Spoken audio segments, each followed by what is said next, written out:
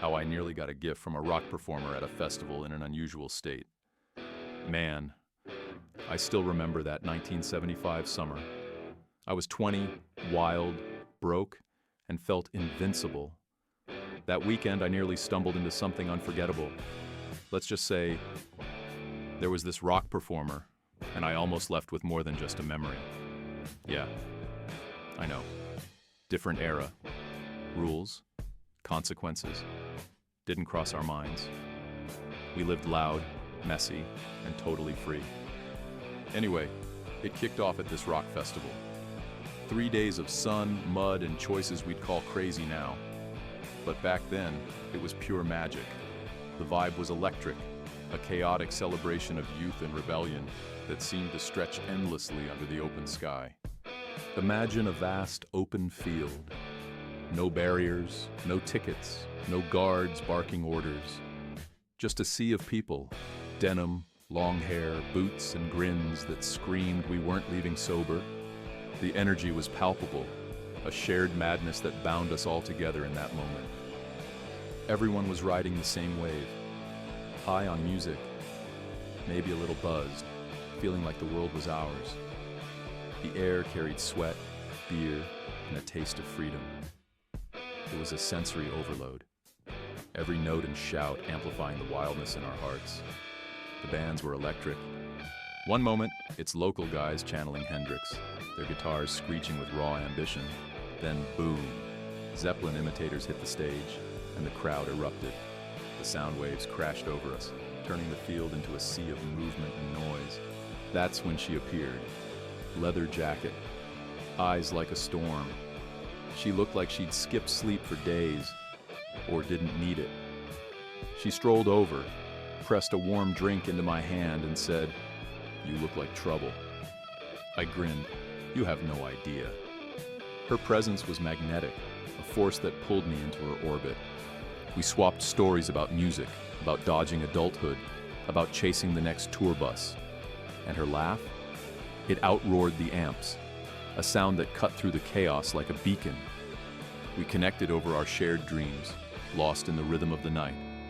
We danced in the mud, belted lyrics till our throats gave out, and as the crowd thinned, we lingered, watching the sunrise over a battlefield of shattered bottles and abandoned shoes.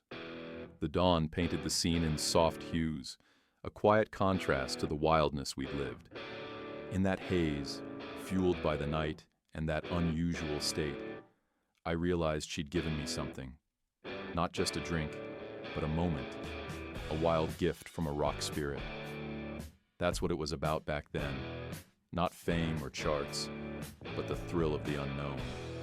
It was a fleeting treasure, etched into my memory. People ask me, wasn't it a bit reckless back then? Oh, it was reckless. But that's what made it authentic. No one played it safe. Not the musicians, not the crowd. We weren't chasing trends. We were forging them.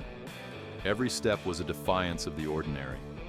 No cameras to capture it, no edits to polish it. You lived it or you lost it. And that edge, that unpredictability, was its beauty. It was raw, unfiltered life, a testament to a time when we threw caution to the wind. Now everything's so slick, so planned.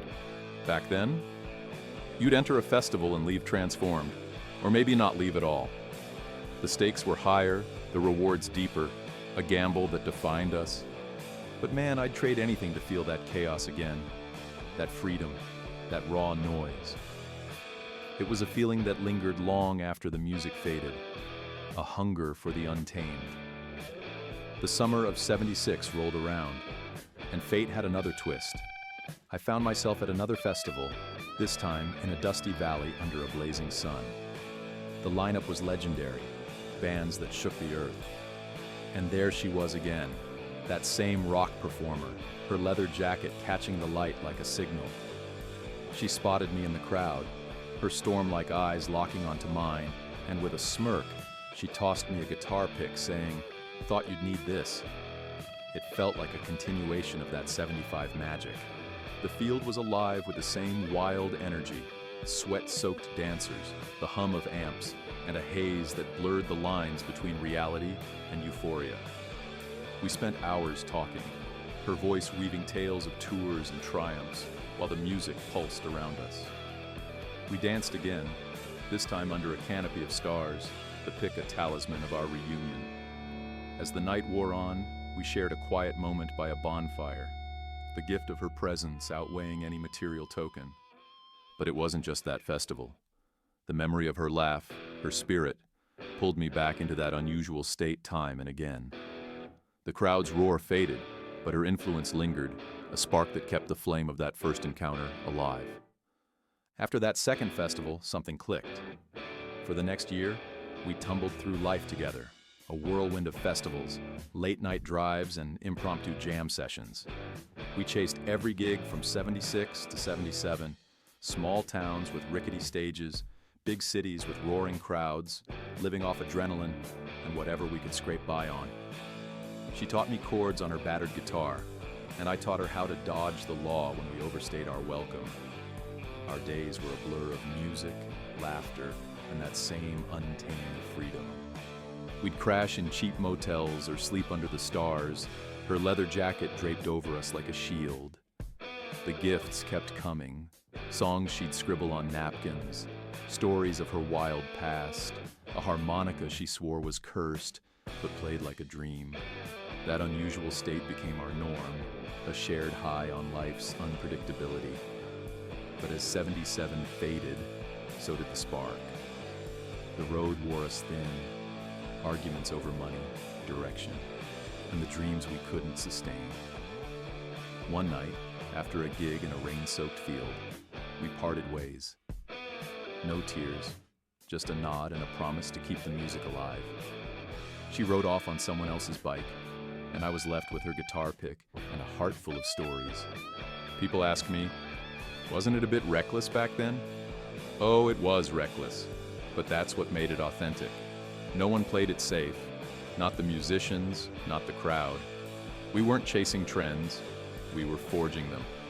Those years with her were a testament to that raw edge. No cameras to capture it, no edits to polish it. You lived it, or you lost it. And that edge, that unpredictability, was its beauty. Every moment was a snapshot of a life lived on the edge, unscripted and real. Now everything's so slick, so planned. Back then, you'd enter a festival and leave transformed. Or maybe not leave at all. The danger was part of the allure, a thread that tied us to something bigger. But man, I'd trade anything to feel that chaos again. That freedom, that raw noise. Even the breakup carried that wildness, a bittersweet end to a chapter I'd never rewrite. So yeah, I nearly walked away with a gift from that rock performer that weekend in '75. And you know what? That's the heart of the tale. Rock wasn't meant to be tame. It was meant to jolt you, to leave a mark. The year that followed, with her by my side, only deepened that mark. If you were there, if you felt music with an edge, share your wildest night in the comments. The one you barely escaped. Tell me about the gifts you almost took home, the moments that shaped you.